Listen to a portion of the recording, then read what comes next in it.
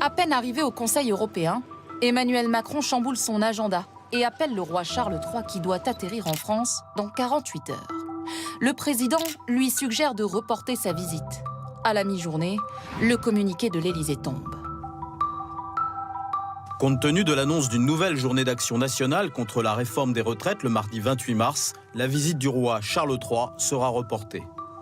En conférence de presse, le chef de l'État est interpellé.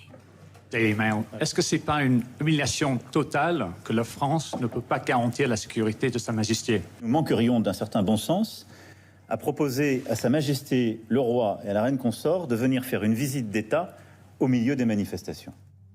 Et donc, pourquoi une décision si tardive? C'est une note des renseignements qui a inquiété l'exécutif. Les mouvements contestataires comptent bien utiliser cette exposition médiatique pour faire des blocages. Même si Emmanuel Macron y tenait, il a fallu se résoudre à reporter la visite. Une source gouvernementale confie. On a vu les images d'hier à Bordeaux notamment. On aurait parlé de tout sauf de la visite.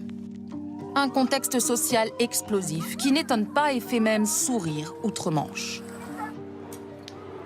Vaut mieux pas que le roi se retrouve mêlé à tout ça. C'est vraiment un truc de français, ces manifestations de masse. C'est probablement la bonne décision, vous savez, car les Français ont déjà leurs problèmes avec cette crise et les manifestations. Et je suis sûre qu'il y aura de nouvelles opportunités à l'avenir. La France se targuait de recevoir Charles III pour sa première visite à l'étranger. Ce sera finalement l'Allemagne, où il se rendra mercredi. C'est un mot camouflé énorme. C'est vrai que ce qu'il reçoit de la presse britannique et plus globalement de la presse internationale, c'est vraiment très virulent.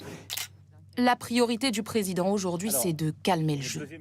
Emmanuel Macron change de ton et tend la main aux syndicats. Je suis à la disposition de l'intersyndicale si elle souhaite venir me rencontrer.